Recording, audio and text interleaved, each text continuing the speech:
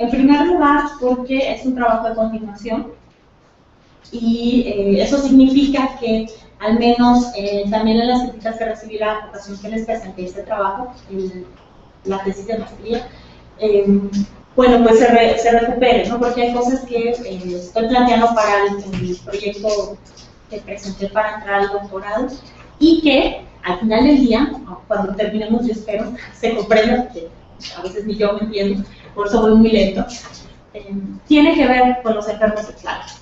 O sea, la idea es que sea una metodología que pueda servir no solo para las aspectos sino que pueda servir para plantearnos preguntas en otros campos de este y tendrían que ser en este caso las representaciones de enfermos o personas globosas que están llenos de agua y que esa agua pues puede estar relacionada con la pues bueno, les puse acá los dos nombres. Está feo el primero, tradición oral y medicina tradicional en la zona norte de Morelos y sur del Distrito Federal. Yo sé que le tengo que cambiar el título, si algún día hay oportunidad de publicarlo. Y en el trabajo de doctorado, mi propuesta es la siguiente: curar el cuerpo, curar el maíz, estudio de las composiciones orales dirigidas a los aires, en la victoria agrícola y en el sistema médico del norte de Morelos. Con eso, pues trato de ser muy específica, en contraste con el caso de la maestría, en los dos campos etnográficos en donde se inserta mi propuesta de trabajo y que evidentemente tiene una relación muy estrecha con las propuestas que ya conocemos sobre, número uno, cómo ciertas pautas culturales permanecen en el tiempo, y número dos, pues cómo estas cambian y cómo tenemos que volvernos a hacer preguntas sobre estos cambios para tratar de conocerlos. Retomo entonces del caso del trabajo de maestría lo siguiente: yo me basé más en la tradición oral y si tuviera que contestar la pregunta ¿por qué basarme en la tradición oral? Bueno, porque cuando estuve haciendo la tesis de licenciatura me encontré que si bien la medicina de los pueblos era un espacio muy importante para ellos, que nada más y nada menos que se trata de curar la enfermedad, había siempre estaba muy ligado a la palabra. Y pues claro, ¿no? Como antropólogos uno hace el intento de poner atención como el poder de la palabra. Como el poder de la palabra. Si yo me pongo aquí de repente a maldecir a alguien, pues tal vez se pueda entender como, bueno, se le botó la cadena, ya, se le botó la cadena, la perdí. Es una persona grosera, ¿no? Pero en otros contextos culturales, la palabra puede tener un poder real, que puede llegar a enfermar o llegar a curar. Entonces, esta característica me hizo pensar que yo tenía que aproximarme a ese análisis y considerarlo para el caso de los aires. Entonces, me planteé lo siguiente: de acuerdo a lo que yo había tenido en trabajo de campo, pues la pregunta que ya les había contado antes era, por supuesto, si hay una relación entre la tradición oral y en este caso la medicina. ¿Cómo me iba a responder esa pregunta? Pues tomé 15 relatos, recopilé 15, no son muchos ahora, planeo si puedo, contados son poquitos, pero junté 15 relatos sobre el Teposteco, que tal vez ya han escuchado hablar. Si no conocen el Tepoztlán, debemos ir a Tepoztlán, a visitar el Teposteco, que es un personaje muy particular de Morelos y que algunas personas le describen literalmente como el señor del aire. Voy a obviar un poco que cuando hablo de los aires, estamos hablando de personajes que a lo largo de los estudios antropológicos, históricos y etnohistóricos se les ha reconocido su relación con los ayudantes de Tlán, nuestro personaje del seminario. Otra cosa que hice, por supuesto, pues hablando del poder de la palabra, pues son las oraciones que se utilizan en la terapéutica para recuperar la salud, para hacer frente a la enfermedad. Y los aires son los personajes, junto con los santos y con Dios, y a veces compiten un poco en quién es más poderoso, son los personajes que siempre están presentes. Y por supuesto, los conocidos padecimientos por aires, que es un complejo bastante grande. Pues bueno, tomé eso y pues una de las definiciones clásicas, no pongo aquí el autor, yo junté de muchos trabajos, tengo aquí la bibliografía queremos ser más específicos, más bien es por cuestión de tiempo. Son espíritus muy viejos, son los responsables de traer la lluvia y el granizo, viven en los cerros, las cuevas, y están asociados a diversos depósitos naturales de agua. Provocan enfermedades, pero también ayudan a su alivio. Y entonces ahí empezaban los problemas, al menos para mí. No era todo tan claro en ese caso. ¿Qué hice? Bueno, para resumir y recordar un poco lo que les presenté, aquí están todas las enfermedades que yo tomé a consideración en el trabajo pasado. Son muchos tipos de aire. Hay solamente alguno en el que todavía se conserva su denominación en lengua náhuatl, que de hecho así aparece en Sabún, también, el aire cacihuiscle. Y todos los demás que por supuesto ya están en español. Y puse el susto. En mi inocencia, cuando yo estudiaba la licenciatura, yo no entendía por qué los textos siempre hablaban de aires y de susto, cuando me parecían cosas completamente, pues error, ¿no? Error de la inocencia. Al paso del tiempo y con el trabajo que realicé, me di cuenta que en el caso del susto, de la enfermedad por susto o espanto, también conocido, pues básicamente los que hacen la curación son los aires. Okay. Los aires, ¿no? Son los que tienen que hacer la curación. Susto, para decirlo rápido, que no se quede al aire, es un padecimiento en el cual se pierde la entidad anímica de la persona. Eso varía, en algunos pueblos va a ser solo una entidad, en otros lugares van a ser hasta 13, ¿no? Como sabemos en el área maya, se puede perder uno o dos. La sintomatología, como ocurre en los casos de los estudios de medicina tradicional, es muy poco específica, y entonces alguien puede estar enfermo de susto, puede tener falta de sueño, puede estar espantado, ¿no? Puede tener poco apetito, y eso a veces se repite en otros padecimientos. Lo que es particular es que sale la entidad anímica del cuerpo y no significa que por eso muera la persona. Como, digamos, en el pensamiento católico, pues eso sería lo más lógico, ¿no? Se va al diablo, pues significa que ese cuerpo ya no tiene vida. Bueno, eso cuanto al susto. ¿Y qué hice? Bueno, intenté comparar lo que se decía sobre estos padecimientos, lo que también se dice en los relatos del Señor del Aire y lo que se dice en las oraciones para curar. De esas solamente consideré dos, y eso es una crítica hacia mi trabajo. Las oraciones de limpia, ¿alguien aquí le han hecho alguna limpia alguna vez? Mucho. Bueno, quien ha tenido la experiencia, pues sabe que los especialistas pues tienen muchas maneras de proceder a la limpia, pero usualmente algo que nunca falla es que hay dos elementos fundamentales. Que reza, ¿no? Que reza el especialista al mismo tiempo que está pasando un huevo, o la piedra lumbre, o una planta, o distintos elementos, son característicos. Y por supuesto, otra característica es que además de hacer el diagnóstico con la limpia, se comienza la curación. Y en ocasiones el tratamiento es, bueno, usted está espantado, necesita venir unas 3 veces a que lo limpie, ¿no? Es el pronóstico, y entonces después de eso puede ser que usted sane. Y otra oración que también tengo la fortuna de haber recopilado en campo es el llamado de sombra. Les platiqué aquella vez que es una oración muy especial, que lleva grito, que lleva regaño y que es fuerte. Uno que dice que lee mucho antes de ir al campo, va a hacer el intento. La verdad es que la escucha, bueno, la espantada fui yo, porque es muy particular, ¿no? Bueno, es parte de las características.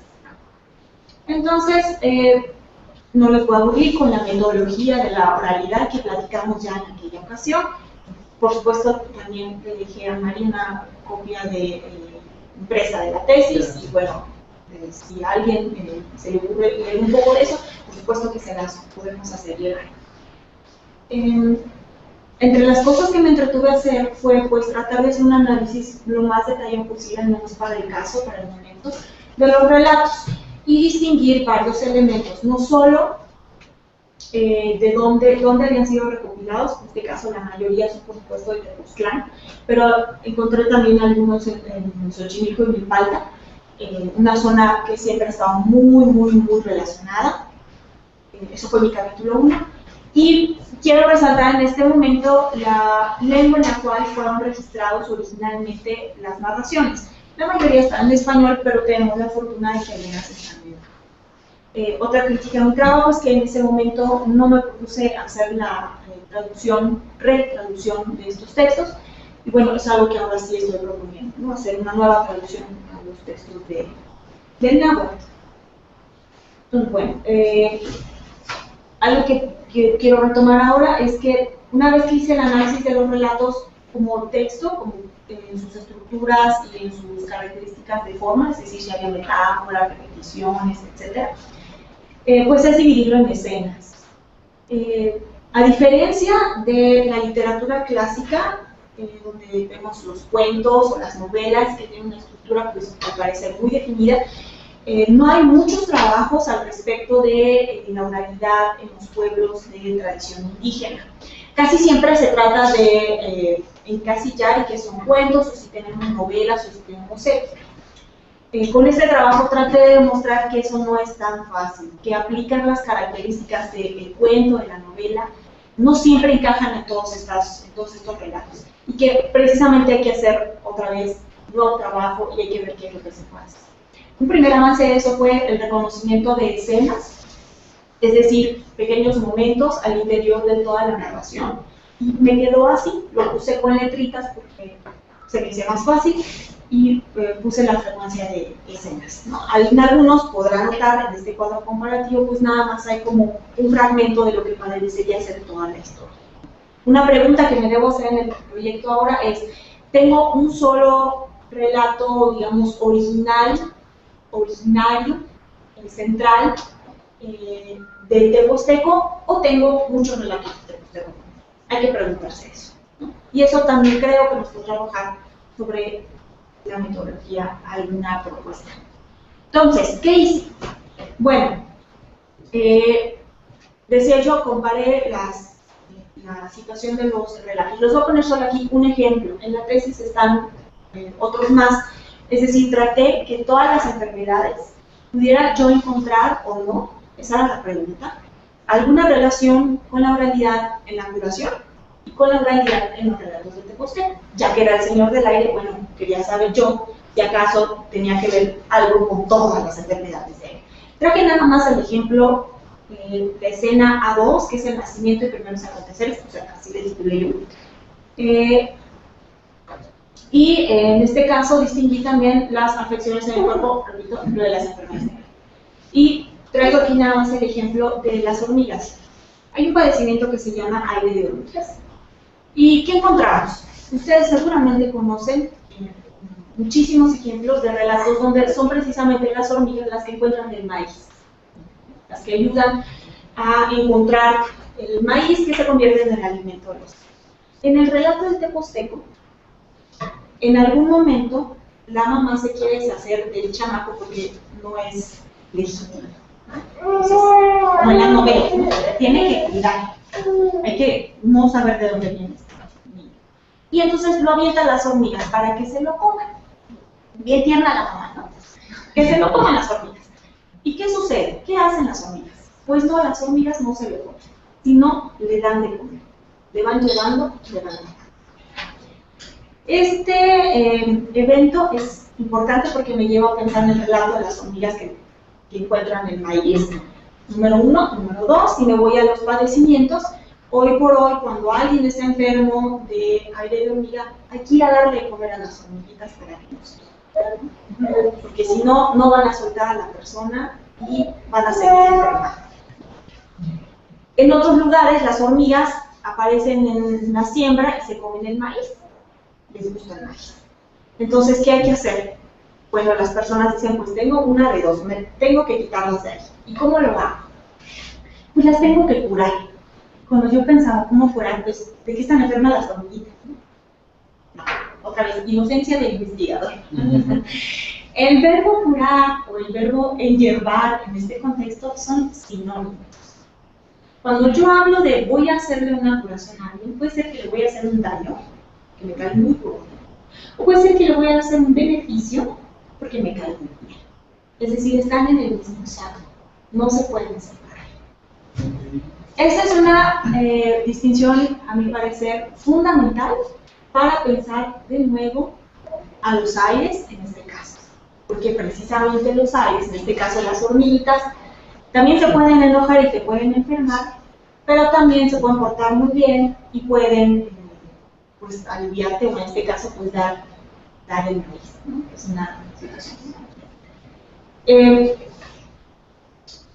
En el trabajo está, por supuesto, mucho más detallada esta situación de las hormiguitas. Aprovecho que se mencionó Tlayacapan, por supuesto, es un lugar donde se sigue haciendo ofrenda a las hormiguitas, porque es donde viven los aires, en los hormigueros, ¿no? Ahí ellos tienen que estar ahí. Y también hay que hacerles ofrenda.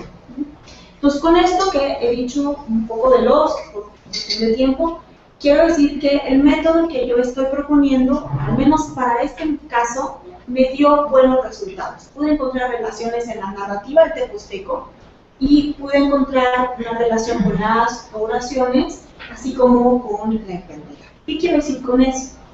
Que me interesaría entonces juntar distintos campos que aparentemente podrían estudiarse.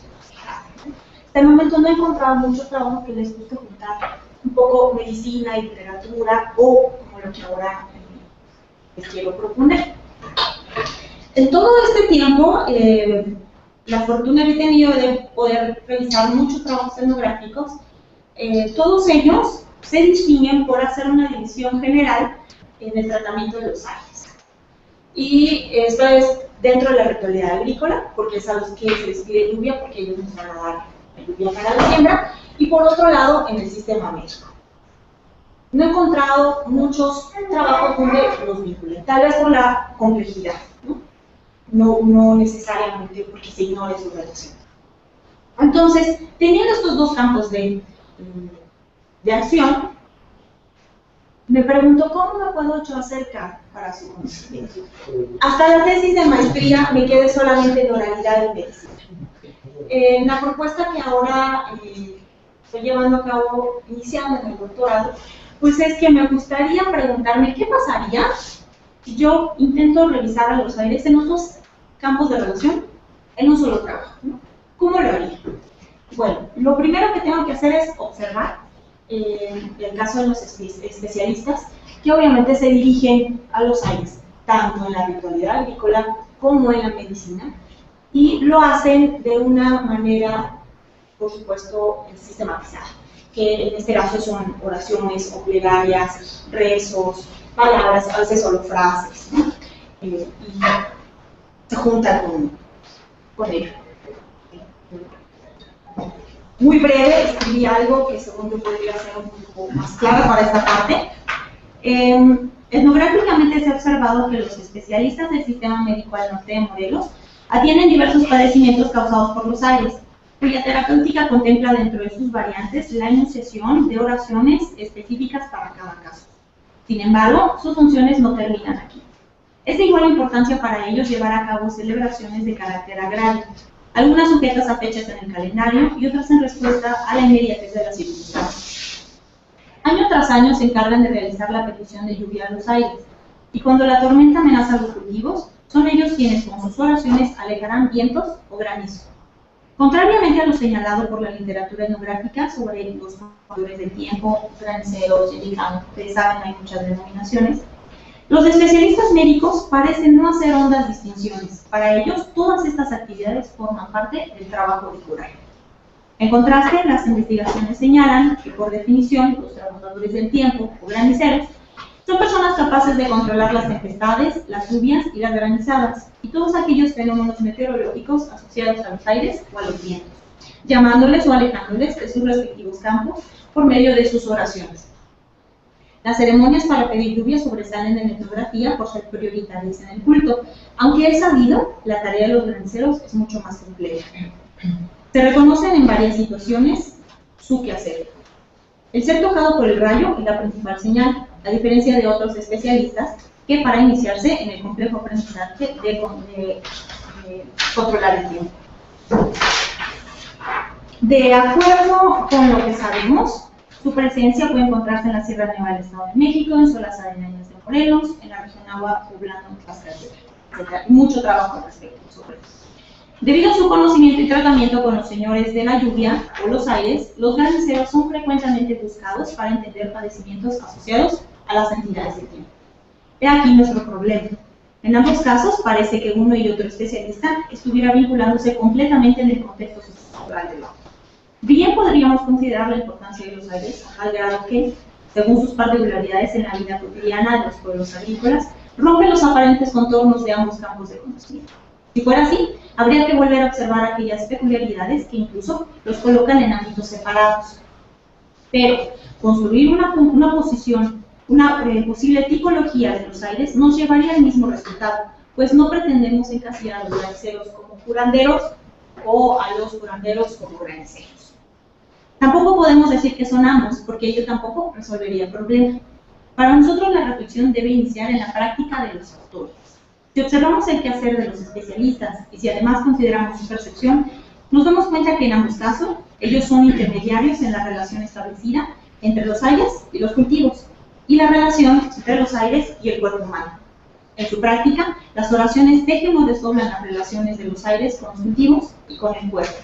Es mediante la oralidad que el especialista, a su vez, se relaciona con los aires. Producto de ello, su relación misma con los cultivos y con el cuerpo humano en su práctica habitual. Por lo anterior, mi hipótesis, suponemos, estamos frente a una complicada serie de relaciones basada en la objetivación de dos aspectos fundamentales de la vida cotidiana hecha por un mismo sujeto, donde sus funciones y reflexiones van más allá de los nombres que éste pueda recibir.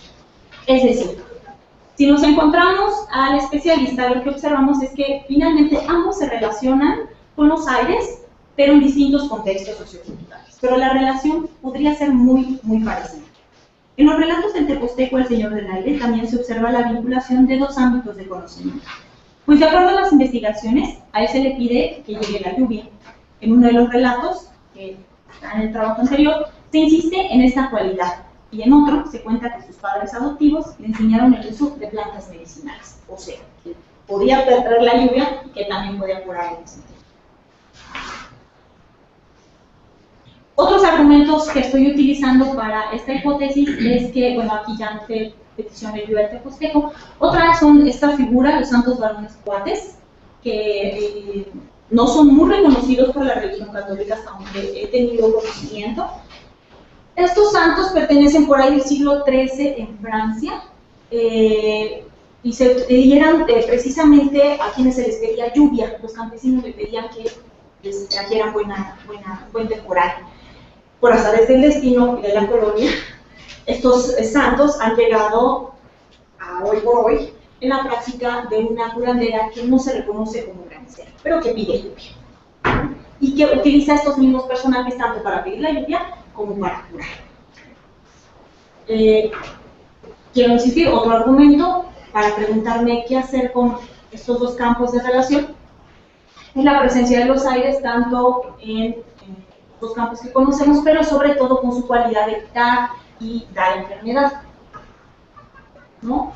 Al fondo no se ve muy bien en esta fotografía porque estaba la curandera en acción, pero están por ahí los santos varones cuates, también el arcángel, del que también sabemos hay muchísimo trabajo al respecto asociado a Claro o a entidades de la lluvia. Y les traigo aquí más figuritas de maíz. Cuando se va a pedir en Año Nuevo a los aires que nos vaya muy bien en todo este año, para pedirle lluvia y que no nos enfermemos, se tiene que hacer la petición, dice la curandera, hay que dibujar lo que tú quieres pedir, y eso se dibuja con maíz. Solo puede ser con maíz. Puedes hacer un dibujo en papel, pero a los aires no les gusta mucho, ellos quieren maíz.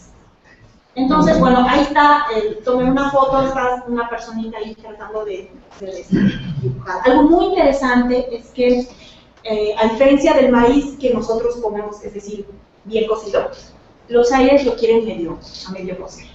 Ellos no importan, ellos lo quieren crudo. Entonces, nada más que cambie un poquito de color el maíz, con eso es suficiente.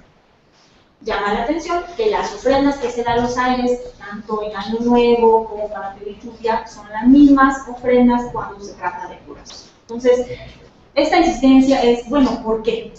¿Por qué siempre aparece en todos lados? ¿Qué es lo que hay que hacer con eso?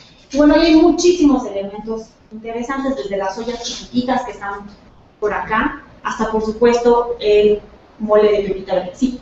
Con lo que dices de las mismas ofrendas, ¿te refieres a los mismos elementos o la misma disposición espacial en la ofrenda? Los dos. A veces puede ser, los elementos sí tienen que ser los mismos, salvo que la persona no pueda preparar una ofrenda como esta que es muy, muy elaborada, pues debe haber al menos algunas cosas que no deben faltar, que será el papel de colores, ¿no? Que son esenciales, las galletas, etc., ¿no? Y en cuanto a la disposición también, eso es muy semejante. Aunque yo no he hecho mucho trabajo semiótico sobre la disposición de los objetos, lo que he podido ver en campo y en fotos son muy semejantes, ¿no? Porque sí hay una disposición muy particular para ambos casos. Acá está otra foto, ahí están las huevitas. En otro trabajo les tengo que presentar, hay pintura rupestre de Amatlán de Quetzalcóatl, que es el lugar donde más he estado trabajando, y no me crean mucho, porque apenas lo estoy registrando, pero me pareció ver por ahí una de estas series invertidas, ¿sí? Y entonces pues eso me vuelve a causar emoción. Pero yo no conozco mucho el tema, no hago trabajo sobre arte rupestre, no soy arqueóloga, pero bueno, lo traeré para que en su momento me saquen de dudas si es una de esas invertida la que está también por ahí en Amatlán, ¿no? Que por cierto, la curandera y su familia fueron quienes me llevaron a ver las pinturas.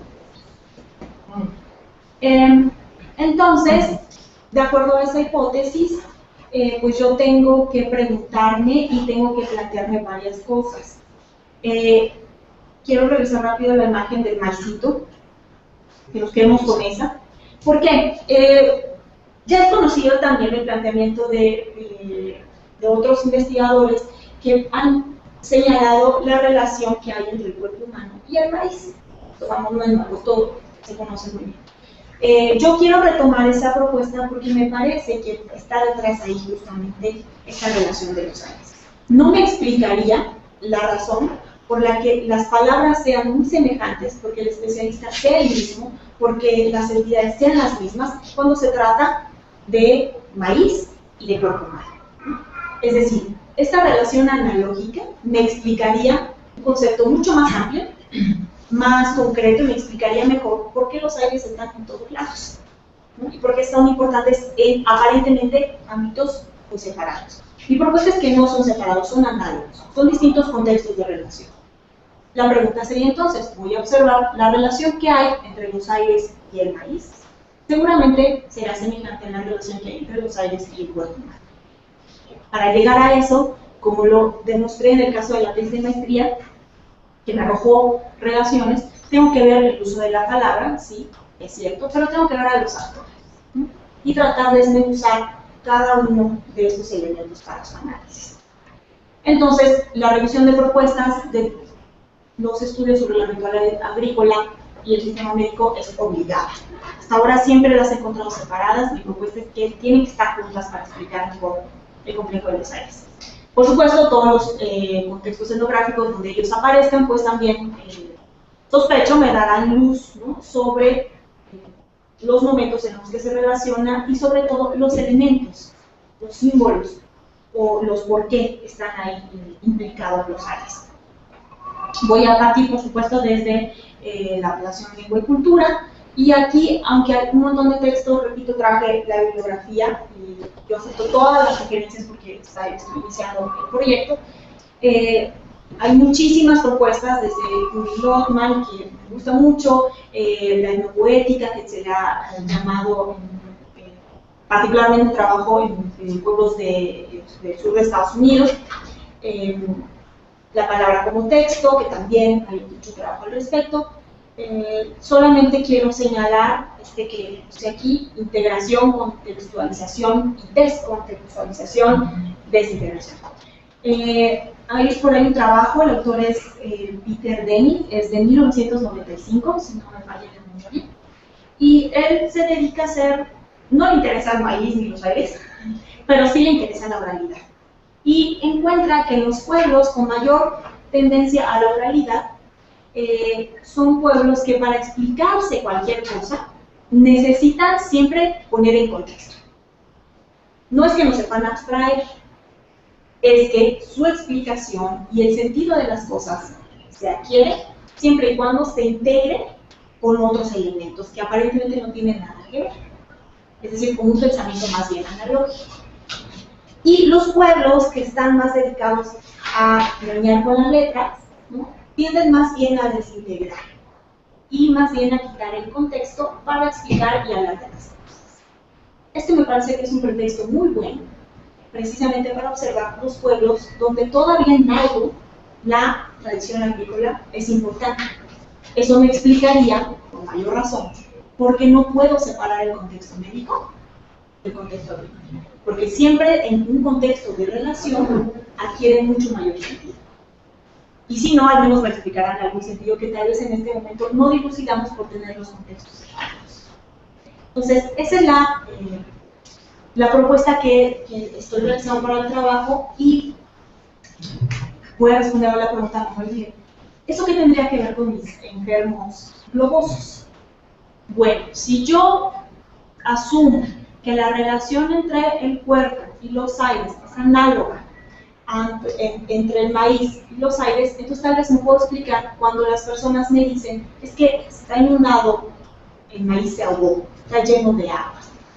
Así como en la panza se ahoga y está llena de agua, por poner un ejemplo. Eso me explicaría por qué la señora me dice, la curandera, si una muchacha entra con los labios pintados al campo, al rato el maicito se pone colorado. Hay una relación muy estrecha, ¿no? Y hay que indagar sobre ella.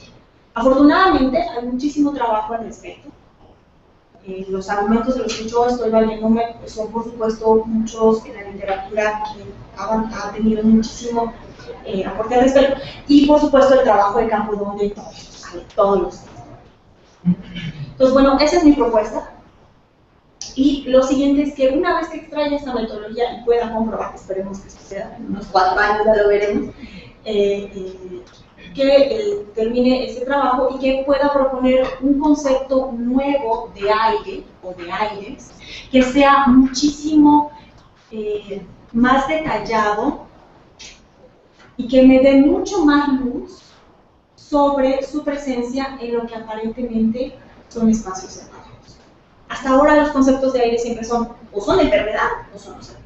Entonces busco un concepto de aires, una vez hecho este trabajo, que sea un poco más amplio. Y según yo, con ese concepto puedo regresar así a mirar otra vez la enfermedad con un complemento muy importante, en el caso de los aires, que será que es parte de lo que nos trae aquí como diseño de campo, que es el siguiente tema. Bueno, esa es mi propuesta. Entonces, yo acepto todas las críticas. Quiero ñoñar mucho, entonces yo sé que ustedes siempre tienen comentarios muy importantes, muy interesantes. Entonces, bueno, recibir todos esos comentarios. Y esa es la propuesta. Muy bien, gracias.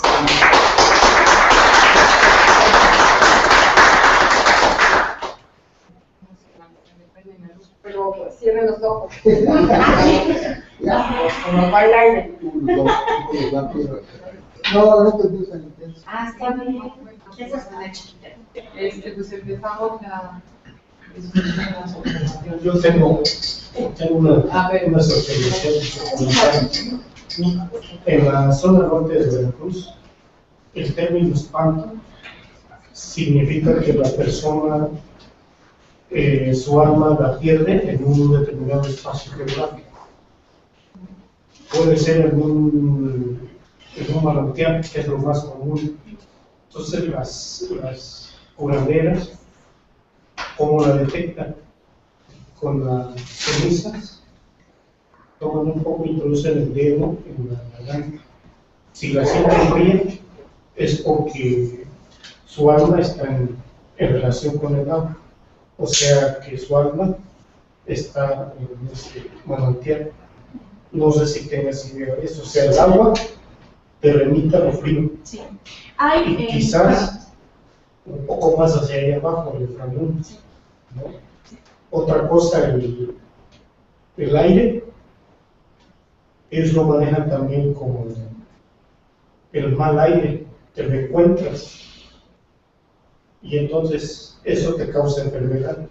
Y a veces uno con la educación occidental te da mucha risa, pero si uno se tome en cuenta el contexto que tú estás manejando, lo que tú comentas, vas a entender muchas cosas.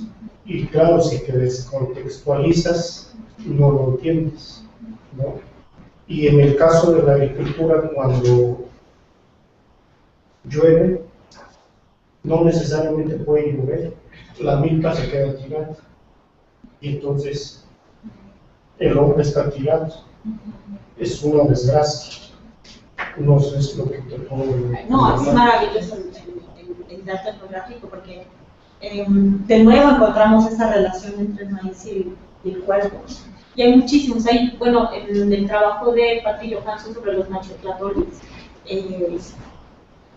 de por McGraw-Hill, no me acuerdo el año, por eso ahorita me acuerdo, precisamente habla como las personas se refieren a sí mismas como el maicito, ¿no? Cuando está joven, cuando está más viejo, etc. Y sobre el primer dato, sí hay, en cuanto a los estudios sobre el susto, también hay una clasificación. Y es cierto que los más graves son cuando los atrapan los dueños de los manantiales, del río, sí, de las cuevas, por sobre todo los del agua. Y en cuanto a las oraciones, los datos etnográficos, algunos dicen literalmente que los aires vayan y que den vueltas, como el remolino, que es otra característica del aire, para que atrape a la sombra, ¿no? Y la regrese. Igual tenemos el dato que para hacer el diagnóstico necesitamos poner el maíz, o sea, la persona, en un bol lleno de agua, para ver si tiene susto o no. Entonces, sí, afortunadamente hay mucho trabajo etnográfico y agradezco particularmente el segundo porque, bueno, de nuevo descubrir esta relación entre el cuerpo y el maíz. Gracias. Bueno, yo creo que tu trabajo siempre que nos has traído aquí es muy cuidadoso. Conceptualmente, yo considero que es muy pertinente. Y lo que más me gusta de tu trabajo en particular es que estás dejando hablar a las personas. O sea, no es el antropólogo, el típico trabajo del antropólogo que todavía se la pasa interpretando. Que si es esto, que si es aquello, que son las conclusiones. Porque ahí tú te estás enfrentando a elementos, a símbolos. El símbolo es muy diferente a símbolo. Eso ya es una cuestión de semiótica, dependiendo de lo que tú quieras utilizar, qué método, qué teoría, qué planteamiento de tu escuela, porque sí difieren bastante. Y bien, por ejemplo, tu planteamiento semiótico, supongo que es el método. Esa es una, y la otra es que efectivamente el hombre se identifica tanto con animales que hasta el enemigo pánico se representa así. Cuando tú estabas hablando de que el hombre se identifica con el maicito, se le vino a la memoria las mazorcas de las plantas, las mazorcas del dios joven del maíz que se pintaron en las estructuras de los templos de Cacas. Y eso no es casualidad. En la zona maya también el maíz se representa como bebé. En la pintura mural de Santa Rosa, que es una pintura muy temprana para Guatemala. Por ahí hay un trabajo de Saturno, y así se llama. No, así se llama. Si quieres, luego te paso bien la referencia, porque son las representaciones más tempranas que tenemos en pintura mural del dios del maíz bebé. Ahí lo encuentras en diferentes fases de crecimiento. Está bebé, está joven y está maduro. Son 4 fases, principalmente como se pinta, ¿no? Y en el caso de Cacaxtla, pues son jóvenes, porque es el joven dios del maíz. También tenemos la referencia de Veracruz también, en tradición oral que compiló Luis Reyes García. Él menciona que es Cristo Sol. El Cristo Sol tiene un trabajo que publicó en la Universidad de Veracruz y que tiene unos datos etnográficos muy valiosos por el tiempo que los compiló. menciona que el maíz se identifica tanto con el sol como con la planta del maíz. O sea, es un error pensar que el maíz solamente es mujer. Tiene también sus 4 fases de mujer, sus nombres en náhuatl. Pero también se representa con el joven, con el niño, con el bebé, con el joven y con un hombre maduro. Esa es una. Y la otra, pues aquí que ahorita fotografía es parte de esta onda. Está ahí con, supongo que esas cosas amarillas son cempasúchil. Sí. Y los colores del maíz. O sea, los colores del maíz que no curiosamente, sino esto es producto de la selección genética, y cómo se fueron seleccionando cómo se fueron mezclando, cómo se fue experimentando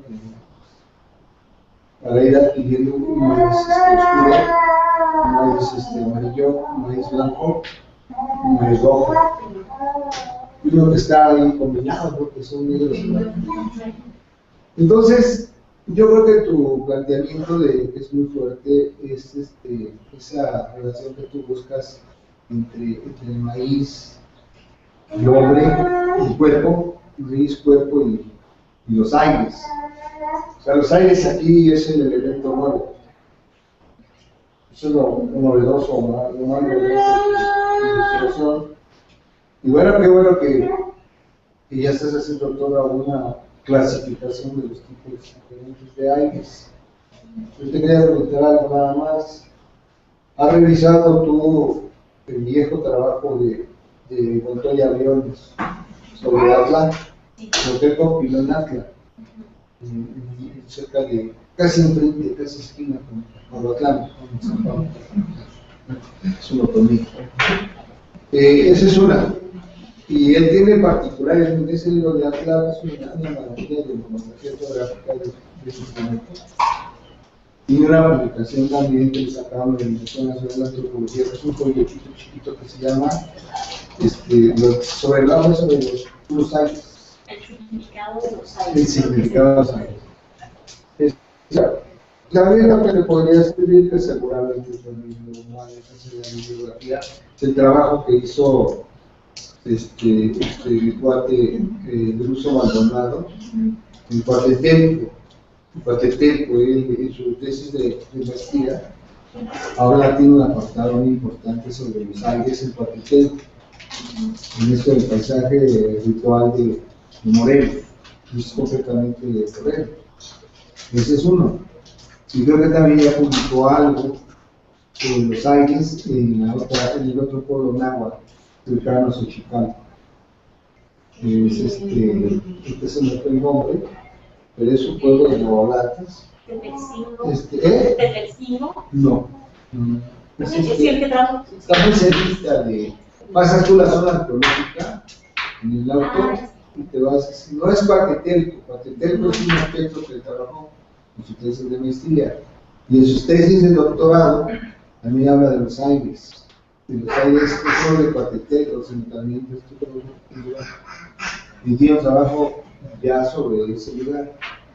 Me llamó mucho la atención los fotos de las ofrendas que le ponen a los aires, en este caso, y las ofrendas que le ponen a los muertos. O sea, en este pueblo que te digo, yo fui con él, el mío, porque yo voy a más a comerme los tamales y a andarnos risqueando las mandíbulas de cerdo cuando digo, eso es lo que me encanta. Entonces, sí valía la pena que platicaras tal vez alguna vez con Druso. Druso está en la INA y está trabajando en el posgrado de Historia y Etnohistoria. Tiene un cubículo allí en el anexo de la Escuela Nacional de Antropología. Y si te pregunta, ¿y quién te mandó? Dile, el chismoso de Pancho Ruiz. Lo voy a hacer. Porque es mi cuate que solo se porta medio mal, ¿no? Entonces, si son dos pueblos, Cuatetelco ya está buscando y se agotó. Sí, Desafortunadamente, la tesis de maestría nada más tuvo un tiraje de 500 ejemplares que se publicó antropológicas, históricas, una colección. Pero no hay bronca, yo lo tengo, te lo puedo prestar para que lo copies, Gracias. si lo quieres.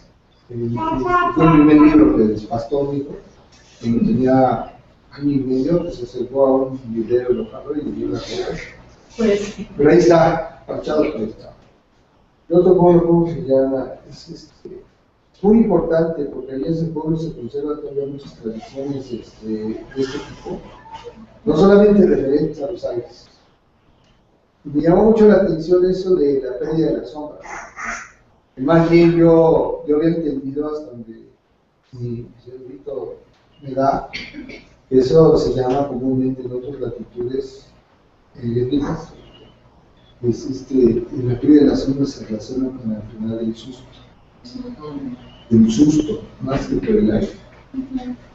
Y sobre el susto, acabo de comprar con mis valientes un librito que por ahí tengo de esa poca, no va a tiempo de ahorita, sobre el susto, el concepto y cómo se entiende por la gente que trabaja con los curanderos en la región que coloca de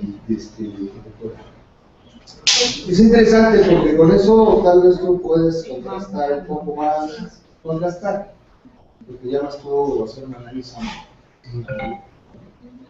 sí, me serviría mucho. Para mí sería analógico, que es un concepto más de la sociología. Para mí sería más un análisis comparativo. Y no para buscar nada más convergencias, lo que se parece, sino lo que es diferente y de ahí encontrar su sentido. Está muy padre tu visión. Gracias. Daniela, primero y luego Jenny. Mi pregunta va más hacia la foto de donde está la ofrenda en la cueva.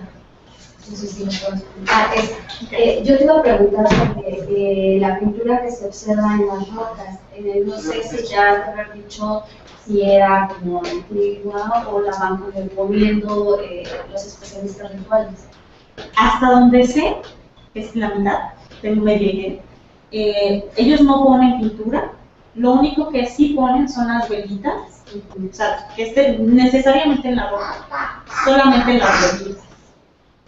Al menos en cuanto a la perspectiva de la curandera, cuando ellos observan estas cosas, pues piensan que son los antiguos y que entonces en realidad ellos no lo tocan. No sé, en el caso de esta pintura roja, de dónde venga. Es difícil ir a la cueva, no porque el acceso sea restringido. Uno camina una hora y ya llegó. Calas tantito, ya, eso no es nada complicado. Lo complicado es que no todas las personas pueden entrar ahí, ¿no? Tuve mucha suerte, otra curandera que le echó pleito, fue como, Carmen también va a pedir lluvia o qué. Carmen, pide la hora, ¿no? Pues fue muy complicado, entonces apenas tomé las fotos y por lo tanto la información también no ha sido tan fácil. Yo no me había hecho, agradezco la pregunta, yo no me había hecho tanto la pregunta, sí pensaba, bueno, esas manchas rojas, pero no es tan fácil ir a la cueva, pero lo haré y te prometo que las personas que me presenten, pregunten que ellos qué opinan, hasta donde sean los curanderos o bien especialistas o organiceros. Ellos no tocan para nada más que para poner las velas, pero pintura en sí ellos no lo ponen. ¿Y las pinturas rupestres que tú mencionaste están cerca de esta cueva o están en el otro? Están lejos, pero dentro de los límites de Amatlán, sí. Se camina como, ¿qué será? Como, bueno, para recorrer todas las pinturas rupestres y ver otras cosas que a ellos les interesan, ¿no? Mujer que se quedó hecha piedra por haber hecho, irse a meter con el trozal, así lo dicen. Porque hasta se quedó y pegué ahí hecho piedra. Todos con así. Pues como unas 4 horas, más o menos. Estoy pensando, no sé, en lenguaje arqueológico. En Amatlán, nomás en Amatlán. 4 horas, así recorriendo los lugares donde hay 3 sitios en particular donde hay cultura. ¿Y en todos hay ceremonia? Solo en uno piensan que se le va a pedir, ya que la señora Peco, pues es que ha de ser muy buena, ¿no? Entonces, si tú no puedes tener bebés, vas y le pides al que te haga el favor. Entonces, es el único lugar, ¿no? En los demás donde pintura rupestre no se hace. curioso. Antes de que se me olvide, que estás hablando de las cuevas, hay un artículo de Broda y de Matruso Maldonado, donde habla de unos materiales arqueológicos que se localizaron en una cueva cerca de Amatlán, entre el Teposteco, precisamente. Es la cueva de Chimalacatepec. Ay, bueno, además que se llama la Catepec. No creo que sea casual, porque eso está publicado en una memoria del Centro Vita. Está interesante porque ahí están los materiales arqueológicos. En el interior de la cueva los encontraron. Son parte de las piedras que se llevaban a Capilpan. Pues también te puede servir como un elemento arqueológico de contraste. Sí, me gustaría mucho buscar más que se diera un poco tan ancho, Y luego, bueno, me parece muy interesante tu trabajo. Gracias. Y está nos puede servir, digamos, para otras investigaciones o como dices. Y solamente me llamaron la atención algunas cosas cuando empiezas diciendo, como haciendo la comparación o la búsqueda, digamos, en la estructura de la literatura y el cuento, que encontraste que hay una estructura distinta que no te sirve mucho como analizar esta tradición moral de curación, peticiones, etcétera. ¿Y por qué más bien no te acercas a la del mito? Que yo creo que sería la que mejor quedaría. O sea, la estructura del mito, que en muchas culturas, no solamente en la mesoamericana, se utiliza, digamos, para curar, la petición, etcétera, y que de alguna manera mantiene ciertos elementos en el transcurso del tiempo, que de alguna manera, digamos, hay algunos que cambian y otros que permanecen, y otros que permanecen en el cambio. Y bueno, es porque, por ejemplo, la parte que tú nos presentaste sobre tu metodología de escenas se parece más como a la metodología que desarrolla de historia por temas, de cómo vas aplicando ciertas escenas dentro del mito. Y entonces yo por eso diría que te quedaría mejor acercarte a la estructura del mito o a la historia del mito para poder entender como esta parte de la tradición oral. Y también, bueno, una como recomendación, como para que no te quede solamente la parte semiótica o semiológica, digamos, del análisis, que pudieras tener como filosofía y lenguaje de Paul Ricoeur, que viene en historia y narratividad, de cómo da, digamos, este salto de lo semiológico nuevamente a lo semántico, es decir, cómo está funcionando, porque de alguna manera esos curanderos, o sea, sí es, digamos, la voz directa que en realidad del doctor Rivas, pero también es el intérprete de muchas de estas oraciones. De alguna manera ellos le ponen algo de sí mismo a esta tradición, y entonces estaría interesante que lo leyeras. Y también otro texto de Wisluch, que es Religión y Comunicación, y que analiza, digamos, ahí en algunos capítulos como esta relación entre lengua y cultura, lenguaje y cultura, y la constitución del ser humano dentro de una cultura. Entonces se mete, digamos, como esta dimensión religiosa del ser humano que te podría ayudar a profundizar esta relación también. Y otra parte sobre los santos, que me llama la atención, igual estaría bien que profundizaras como los atributos de los santos, cuáles son y por qué, digamos, están dentro de estos altares, dentro de estos rituales de curación, de petición, y por qué no, por ejemplo, San Francisco. Claro, como vinculados con Sí, tienes toda la razón. Tengo el dato etnográfico de un señor en Puebla, donde sí, San Francisco es lo que es también el arcángel para Morelos, al menos en ese pueblo. Y sí, él es el que vino y trajo el agua, o es el que iba a haber una inundación y él paró el agua. Ahí, sí, deben considerarse, en este caso, los santos. Sobre la metodología, sí tienes toda la razón. En la tesis de maestría no me metí para nada con el mito. ¿Por qué? Porque el relato del Teposteco no hay un solo autor que lo haya realizado que lo considere mito. Y la pregunta era, bueno, ¿por qué no? Lo que yo me encontré es que me parecía que tenía elementos míticos, pero no de origen de los humanos, no de origen de las plantas, no etiológicos, que hasta donde se ha pensado más en mito. Sí funda nada más y nada menos que Catedral Metropolitana con las campanas, pero en realidad solo él pone las campanas. En realidad no está sonando, Tepoztlán ya estaba hecho. Entonces, por eso no me metí, digamos, con la estructura propiamente del mito en este caso. Ahora sí estoy pensando, por supuesto, ver a Lévi-Strauss, Bakhtin, Vladimir Vogt, más de Walter Ohm, que lo consulté antes, por supuesto, Riquet, Yuri Lotman, y toda la escuela de la etnopoética, ¿no? Tetlow, se me acaba de olvidar otro famoso, bueno, The Times, sí hay muchas, y hay que tener cuidado porque seguramente hay escuelas que van a ser contrarias, ¿no? Entonces, bueno, ese es mucho trabajo y la verdad me gustaría que fuera un trabajo riguroso, y eso significa que tengo que leer mucho a todos esos autores y ver en qué sí y en qué no, ¿no? Pero sí, ya tengo que hablar ahora, tengo que ver a Lévi-Strauss con mis temas y ver todas estas propuestas hasta dónde entrarían, ¿no? Y el otro autor, el último que no conozco, era Religión y Comunicación. ¿Quién era? Perdón. Cristo,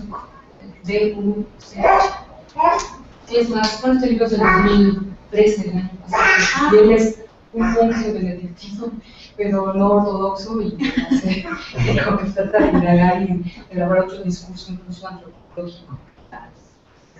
Gracias, sí, es el torno. Pero ahorita justo estoy recopilando todos los autores. Bueno, no sé si todos, pero muchos para hablar sobre ello. Gracias. Georgina, le permitimos al doctor Rivas. Es una pequeña observación. Mira, eso del mito, yo creo que es otra tesis doctoral. Existe, por ejemplo, un trabajo sobre plegarias, sobre ceremonias y plegarias también de UF. De UF ha estado trabajando últimamente son 2 años atrás, plegarias. Entonces, eso el análisis de las plegarias desde una perspectiva un tanto diferente. El mito es muy interesante, indudablemente que es un instrumento de análisis muy, muy preciso, pero necesitarías, esto es como para tesis, desde mi punto de vista. Y sería bueno, no es propaganda de ninguna manera, porque yo no publico nada de ello. Se va a presentar el libro el último libro que coordinó Broda sobre pues, estas cuestiones de las plegarias, las ceremonias. El 21 de este mes, en Antropológicas de la UNAM, a las 12 del día se va a presentar ese libro. O sea, hoy. El 21, sí. Pues hoy se presentó, pero independientemente de eso, este libro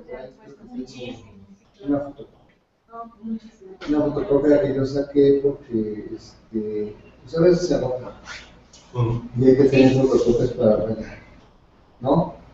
Entonces es sobre estas cuestiones y no es aquí no se trata de privilegiar si el estructuralismo, el postestructuralismo, o el análisis de los mitos de ciertas perspectivas más contemporáneas son pertinentes, todo es pertinente, como dice Federer, todo se vale, pero yo considero que sí va a ser una lectura un tanto diferente y que más bien como que hay que atender más al análisis de las plegarias y de cómo la gente, los curanderos han arreglado las cosas, porque las cosas no son 100% son.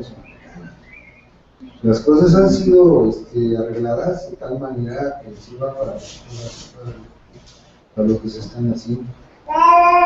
Y esa es la visión diferente, ¿no? De también tiene un planteamiento interesante que también vale la pena que veas. En particular hay un textito y por esto concluyo. De Daniel Deu sobre se llama El venado y el maíz. Ese te va a interesar porque el maíz y habla precisamente de la cacería del venado y su relación con el maíz y la sangre. El venado como un sustituto del ser humano como sacrificado. ¿Es el de los bucholes? Es el de los bucholes. No, es el de los tlapanecos, creo. Sí, porque yo trabajo de red. Es un texto de Tlapaneco, sobre las tlapanecos. Entonces también eso sale como suplemento del Diario de Campo, esa revista de la Coordinación Nacional de Cultura de Vida. Es un folleto, es un suplemento. Yo creo que si no lo consigues, porque luego son de estilo humilde con los investigadores y muy bien. Por eso que tengo el proyecto que puedo prestar para que lo Claro. Gracias. Mira, me da mucho gusto que tu trabajo es integral y es que juntar los dos contextos que mencionas, ¿no? A lo mejor se nos hace, ay, pues sí, es muy lógico que se unan. Pues sí, pero demostrarlo y hacerlo es otra cosa. Y bueno, en ese sentido me gusta lo que propones. Y una pregunta, ¿por qué en esa cueva? ¿Por qué en esa cueva? Es que mencionaste que había 3 sitios de cuevas. Son 3 sitios de pintura rupestre. Ajá. Y cuevas hay, pues, no están necesariamente donde están las pinturas. Ajá. Pero ¿por qué en esta? Bueno, según lo que dicen las personas, es que como a un lado está justo una lagunita, ahí vive la reina de los aires. ¿La reina de qué, perdón? De los aires. Ahí está la vinculación. Ahí está. Ahí vive la reina de los aires. No es porque esté en las pinturas, sino por lo que hay en el... Que obviamente esa importancia que me ha llevado a omitir, no preguntarles. ¿El elemento práctico que hay ahí qué es, perdón? ¿Perdón? ¿Cómo? Laguna. ¿Laguna? Sí, es una laguna, sí. Sí, es una laguna. A la que, por supuesto, se van a iniciar los curanderos. Ahí hay otro argumento. Es la reina de los aires, ellos ahí se tienen que ir a iniciar así, de lejos. Así es. Y también es está Pancho primero, yo creo con Enrique conectado. Sí, Enrique. Hola Carmen, felicidades por tu trabajo. A raíz de una práctica que impartiste anteriormente, he estado preguntando con la gente de este poblado en donde he encontrado algunas similitudes de ausencia de otros elementos.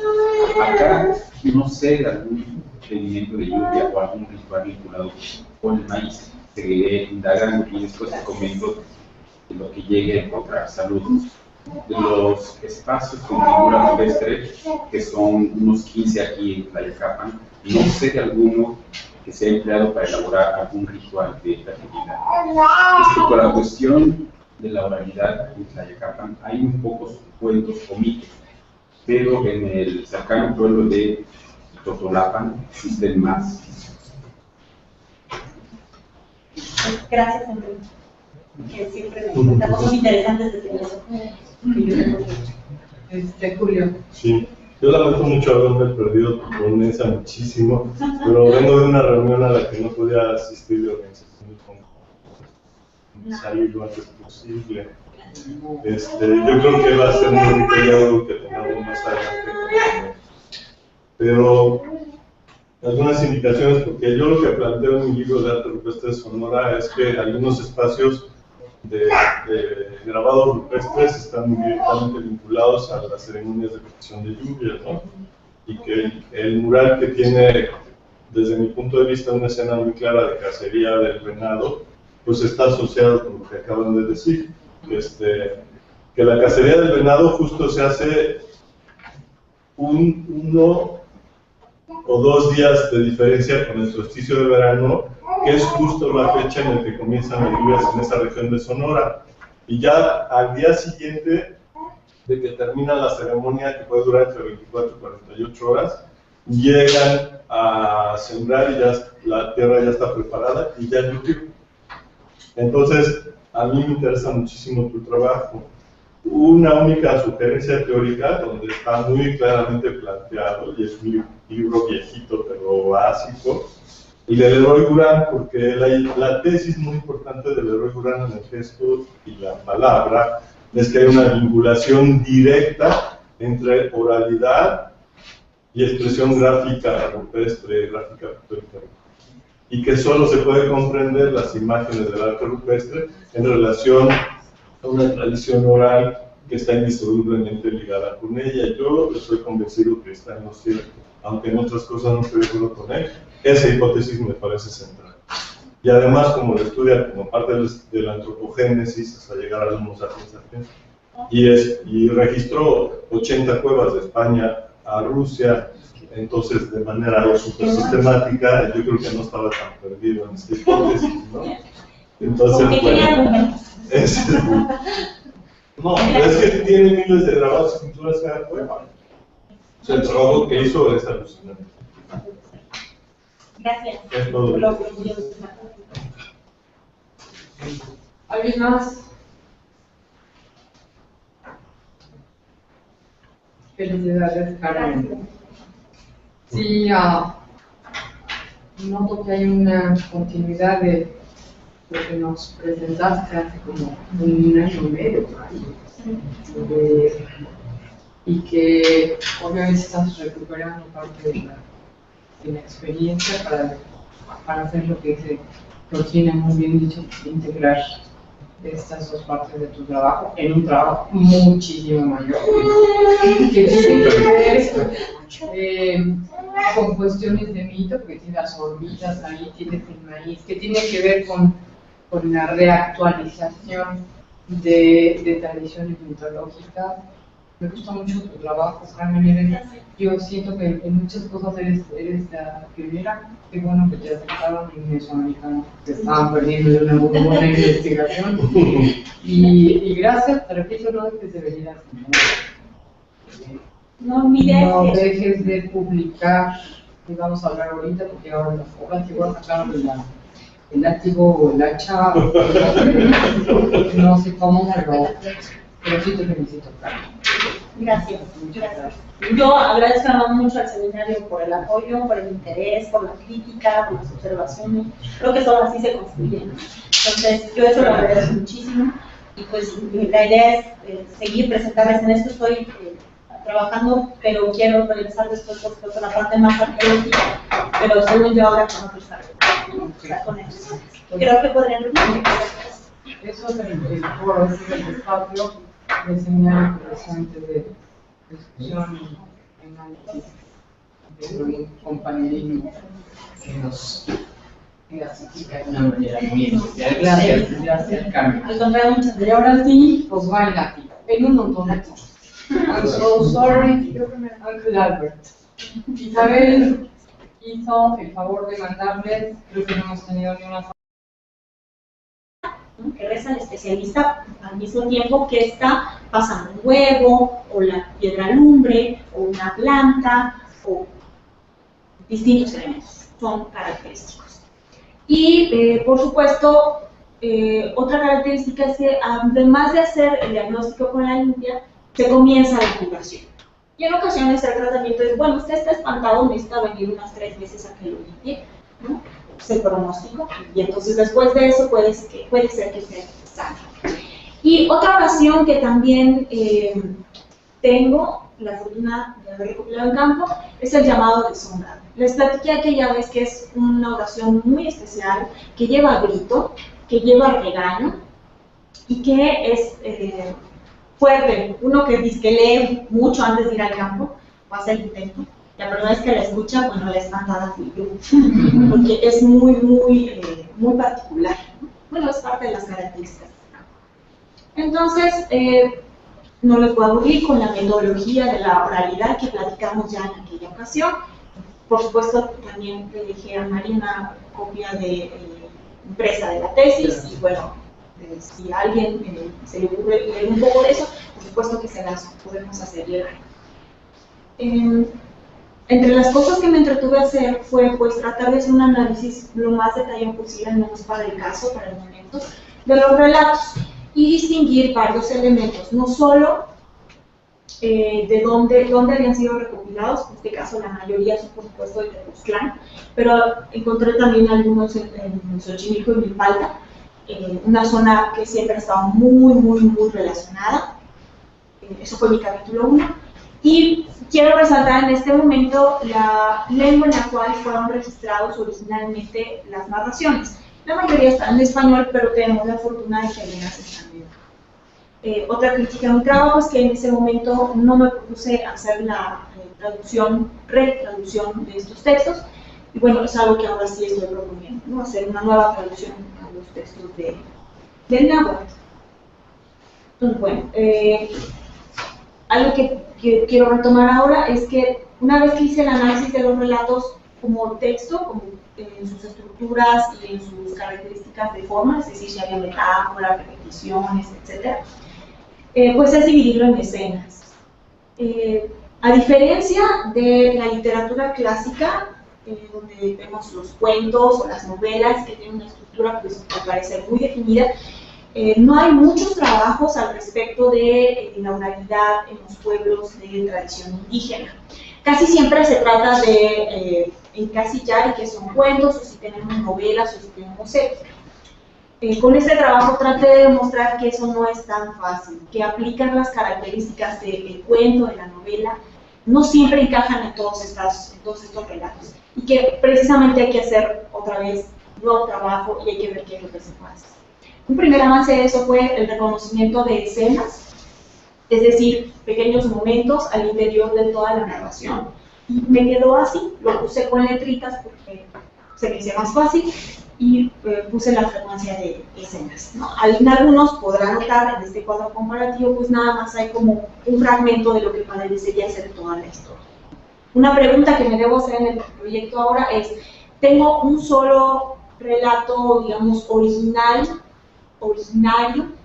central, del teposteco, o tengo muchos relatos del teposteco? Hay que preguntarse eso, ¿no? Y eso también creo que nos podrá arrojar sobre la metodología alguna propuesta. Entonces, ¿qué hice? Bueno,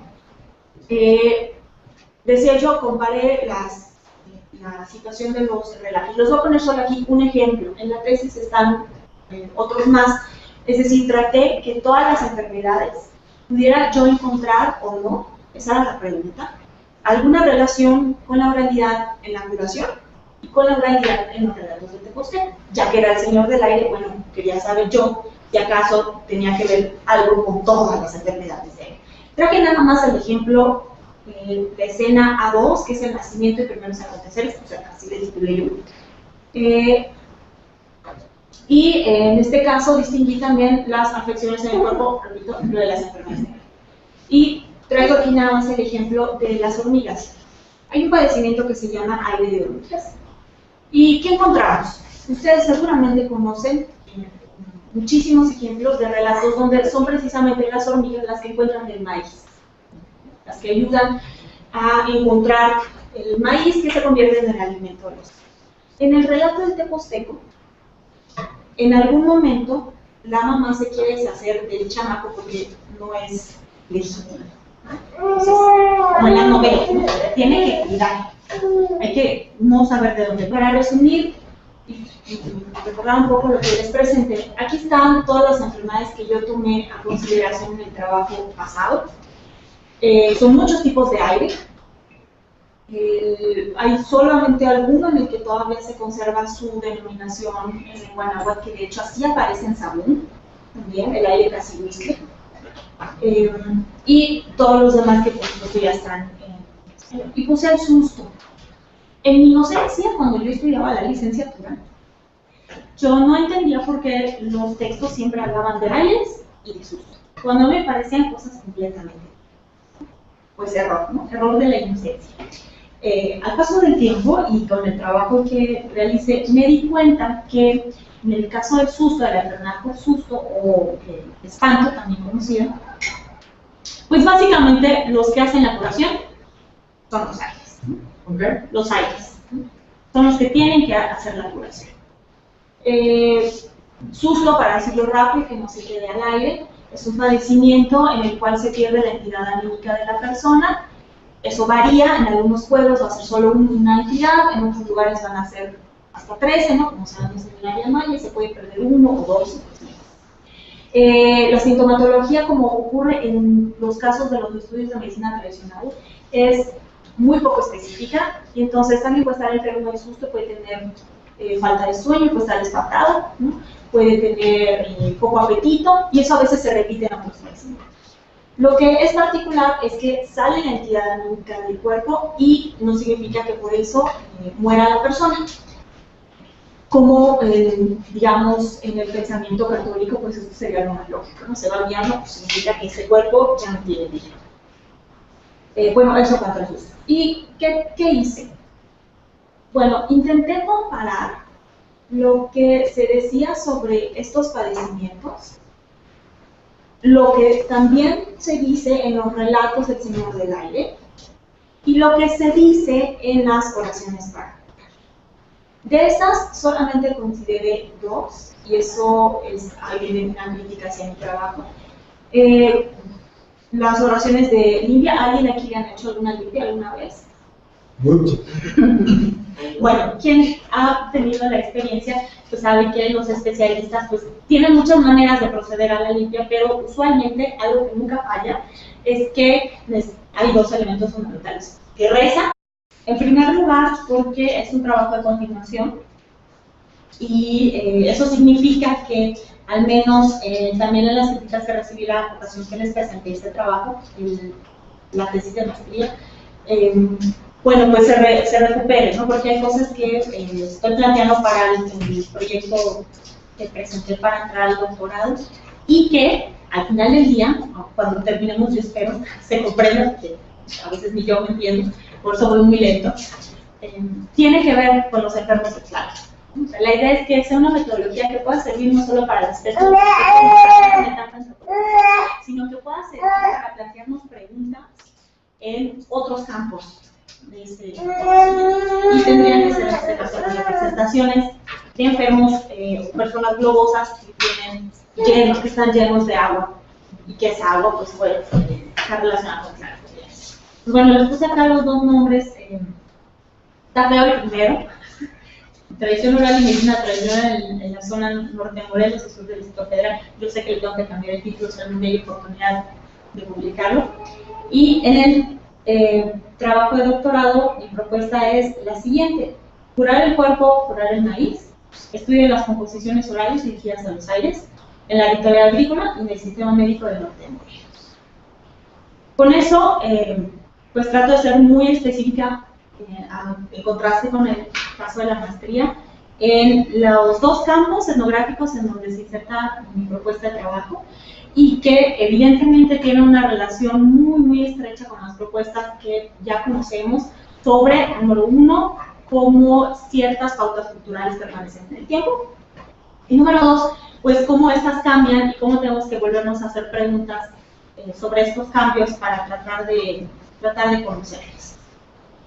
Retomo entonces del caso del trabajo de maestría lo siguiente: yo me basé más en la tradición oral, y si tuviera que contestar la pregunta ¿por qué basarme en la tradición oral? Bueno, porque cuando estuve haciendo la tesis de licenciatura me encontré que si bien la medicina de los pueblos era un espacio muy importante para ellos, que nada más y nada menos que se trata de curar la enfermedad, había siempre estaba muy ligado a la palabra. Y pues claro, ¿no? Como antropólogos uno hace el intento de poner atención como el poder de la palabra. Como el poder de la palabra. Si yo me pongo aquí de repente a maldecir a alguien, pues tal vez se pueda entender como, bueno, se le botó la cadena, ya, se le botó la cadena, la perdí. Es una persona grosera, ¿no? Pero en otros contextos culturales, la palabra puede tener un poder real, que puede llegar a enfermar o llegar a curar. Entonces, esta característica me hizo pensar que yo tenía que aproximarme a ese análisis y considerarlo para el caso de los aires. Entonces, me planteé lo siguiente: de acuerdo a lo que yo había tenido en trabajo de campo, pues la pregunta que ya les había contado antes era, por supuesto, si hay una relación entre la tradición oral y en este caso la medicina. ¿Cómo me iba a responder esa pregunta? Pues tomé 15 relatos, recopilé 15, no son muchos ahora, planeo si puedo, otros poquitos, pero junté 15 relatos sobre el Teposteco, que tal vez ya han escuchado hablar. Si no conocen Tepoztlán, debemos ir a Tepoztlán, a visitar al Teposteco, que es un personaje muy particular de Morelos y que algunas personas le describen literalmente como el señor del aire. Voy a obviar un poco que cuando hablo de los aires, estamos hablando de personajes que a lo largo de los estudios antropológicos e históricos y etnohistóricos se les ha reconocido su relación con los ayudantes de Tlaloc, nuestro personaje al seminario. Otra cosa que hice, por supuesto, pues hablando del poder de la palabra, pues son las oraciones que se utilizan en la terapéutica para recuperar la salud, para hacer frente a la enfermedad. Y los aires son los personajes, junto con los santos y con Dios, y a veces compiten un poco en quién es más poderoso, son los personajes que siempre están presentes. Y por supuesto, los conocidos padecimientos por aires, que es un complejo bastante grande. Pues bueno, tomé eso y pues una de las definiciones clásicas, no pongo aquí el autor, yo junté de muchos trabajos, tengo aquí la bibliografía, si queremos ser más específicos, más bien es por cuestión de tiempo. Son espíritus muy viejos, son los responsables de traer la lluvia y el granizo, viven en los cerros, las cuevas, y están asociados a diversos depósitos naturales de agua. Provocan enfermedades, pero también ayudan a su alivio. Y entonces ahí empezaban los problemas, al menos para mí, no era todo tan claro en ese caso. ¿Qué hice?